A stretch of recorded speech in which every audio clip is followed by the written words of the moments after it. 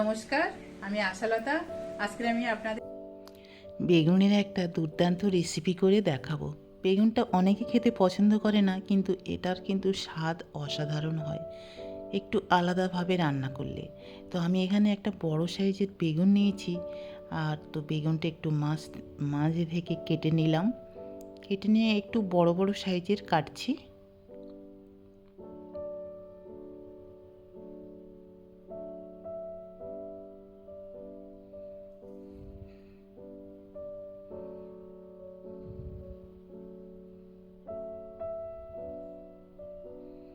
ঠিক এইভাবে কেটে নিচ্ছি বেগুনগুলো একটু লম্বা লম্বা করে।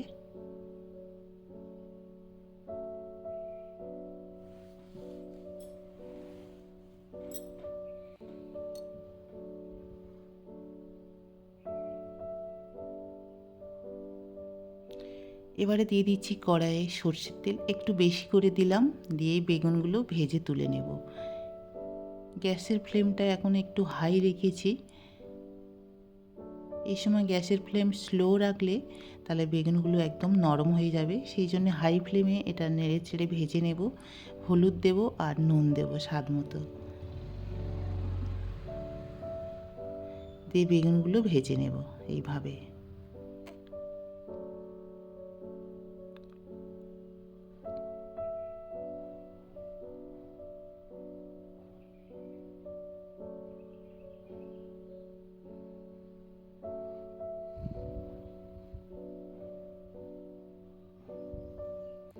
তো এগুলো ভাজা হয়ে গেছে, এবার তুলে নিচ্ছি।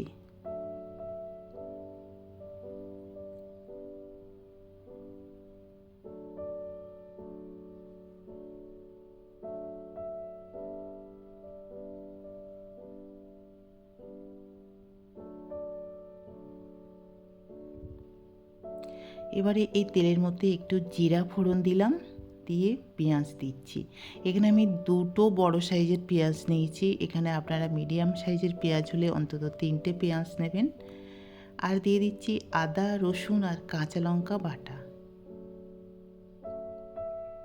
কাঁচা লঙ্কা এখানে কম করে দেয়া আছে, আপনারা ঝালটা যতটা পছন্দ করেন সেই মতন ব্যবহার করবেন।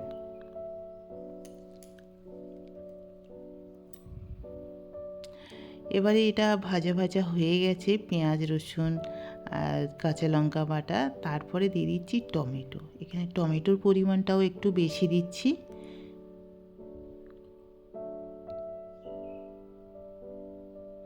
তারপরে দিয়ে দেবো স্বাদ মতো নুন, তাহলে তাড়াতাড়ি টমেটোটা ঘেটে যাবে।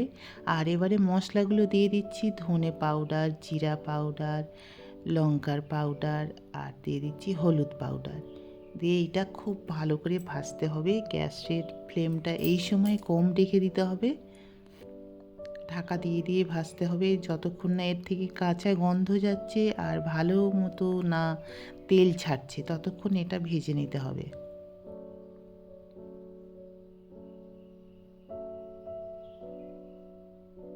এবারে অল্প একটু জল দিয়ে এটা ভেজে নেব।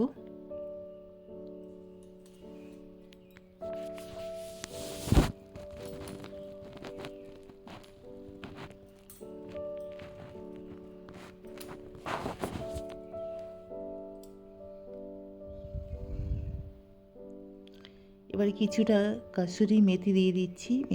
কসুরি মেথি দিলে খুব ভালো একটা স্বাদ হয়।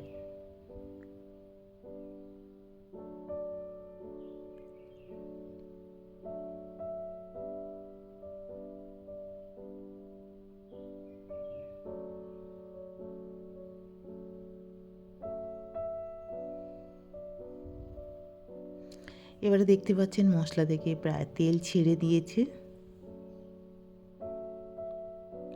আর টমেটো সব ঘেটে গেছে। আপনারা পারলে টমেটোটা পিউরি করেও ব্যবহার করতে পারেন। এবারে দিয়ে দিচ্ছি জল। বেগুনটা রান্না হতে বেশি সময় লাগবে না, সেই মতো জলটা দিতে হবে, একটু মাখা মাখা হবে।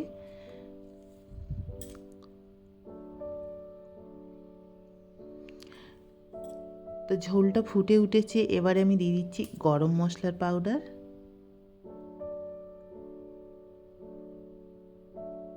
দিয়ে ভালো করে মিশিয়ে নিচ্ছি।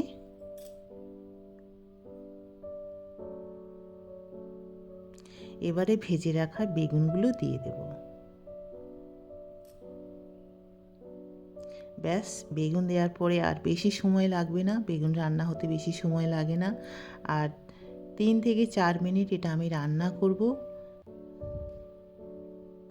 এটাও এই সময় মিডিয়াম টু হাই ফ্লেমে এটা রান্না করতে হবে।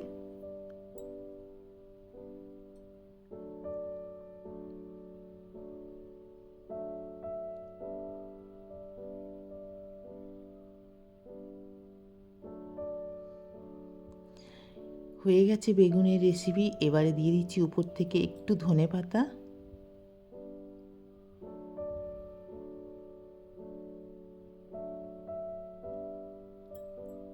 এবার এটা আমি নামিয়ে নেব।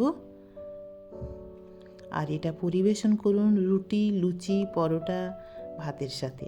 অসাধারণ খেতে। কেমন লেগেছে এই রেসিপিটা অবশ্যই আপনারা কমেন্ট করে জানাতে পারেন।